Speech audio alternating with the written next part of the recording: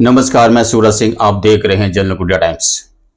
अब कांग्रेसी दलाल और भूतपूर्व बीजेपी चमचा नकली दलित नेता उदित राज को पहनाई जूतों की माला। ये मैं नहीं कह रहा, ये कह रहा है बीएसपी का एक समर्थक। मैं बात कर रहा हूं दलित नेता उदित राज की। कुछ दिनों से उदित राज काफी चर्चा में है क्योंकि बीएसपी के समर्थक बहुत गुस्से में हैं। उदित राज को गंदी गंदी धमकियां मिल रही हैं, भद्दी भद्दी गालियां दी जा रही हैं, तो कहीं जूते मारे जा रहे हैं, तो कई लोग फोन करके जूतों की माला पहना रहे हैं। आखिर बीएसपी के समर्थक इतने गुस्से में क्यों हैं? एक कॉल रिकॉर्डिंग को सुनिए। इन दलाल उदित राज का जूतों की माला पहनाकर एक बीएसपी समर्थक कैसे स्वागत कर रहा है। हाँ बोलो भाई, मैं बोल रहा हूँ उदित राज, बताओ। हेलो, बोलो उदित राज बोल रहा हूँ। सर आपकी आवाज तो नहीं है। अरे बोलो, उदित राज बोल रहा हूँ। कहाँ से बोल रहे हो? उदित राज जी।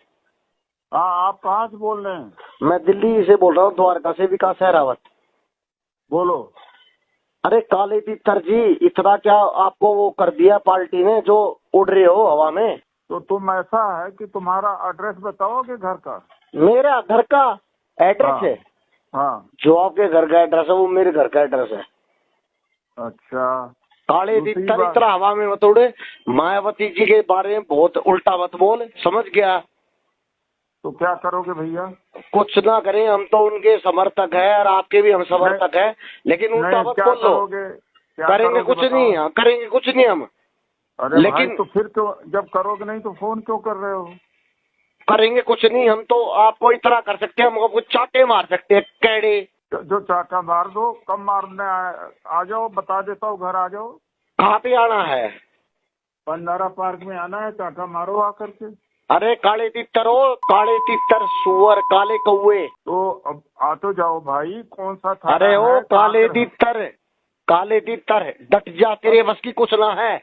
चाटुकार, कट्टे, तल्ले, भड़वे। एक बात बताओ हाँ, कि बोलोगे भी कुछ कि करोगे भी कुछ?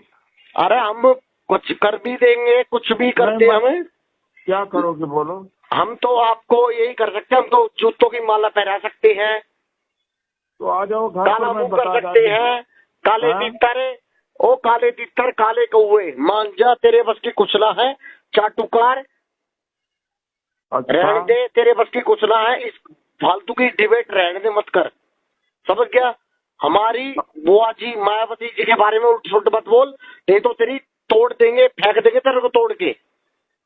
अच्छा, हाँ ठीक है, हाँ, ठीक है, समझ गया? भड़वे। समझ गया। हाँ समझ गया ना, सुअर।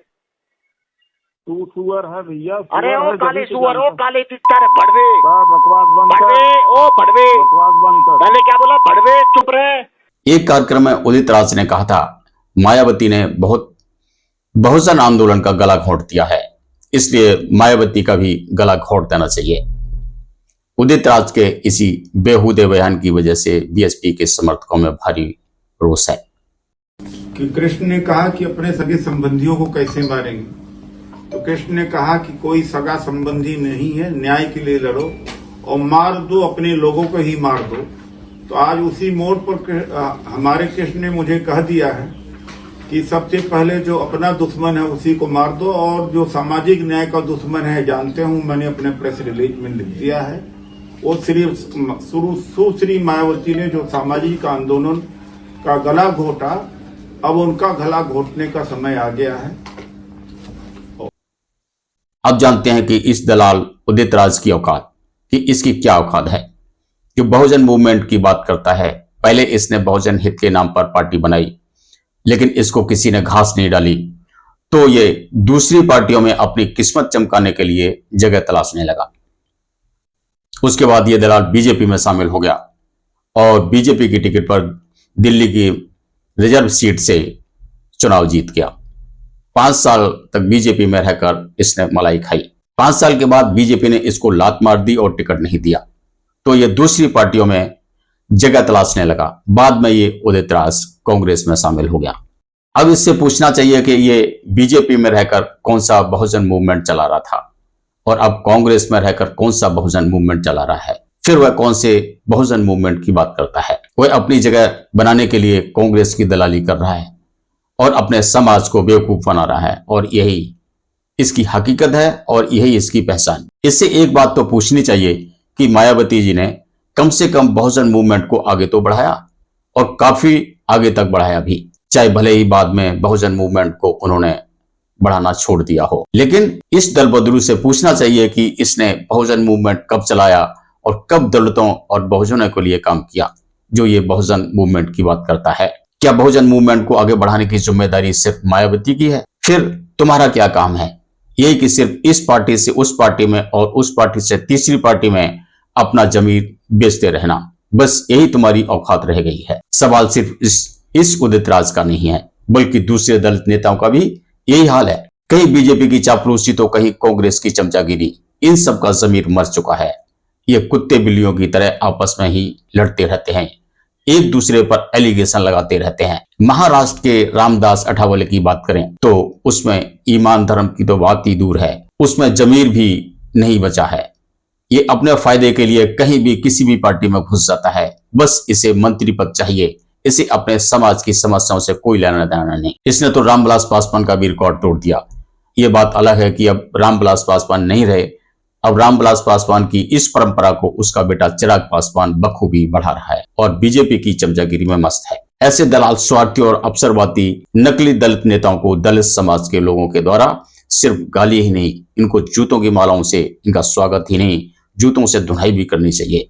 इनकी औकात इससे ज्यादा नहीं बची है। बहुजन और दलित समाज को ऐसे नेताओं से सावधान रहना चाहिए।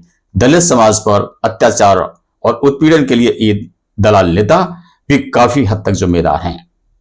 ये नेता अपने अपने स्वार्थ के लिए आपस में ही कुत्ते बिल्ली की तरह लड़ते हैं और जानबूझकर बीजेपी और कांग्रेस जैसी पार्टियों को फायदा पहुंचाते हैं और अपने समाज को सरेआम बेच रहे हैं। और ये बहुजन समाज के दलाल नेता बीजेपी को जिताने में पूरी मदद करते हैं, जिसमें ओबीसी, एससी, एसटी और मुस्लिम नेता सभी अपने अपने तरीके से बीजेपी को जिताने में पूरी मदद कर रहे हैं, क्योंकि इनमें एकता की तो बात दूर है, ये सब बिके हुए हैं और अपने अपने समाज के लोगों को बेच रहे हैं, जिसका खमियाजा समाज के लोगों को चुकाना पड़ रहा है।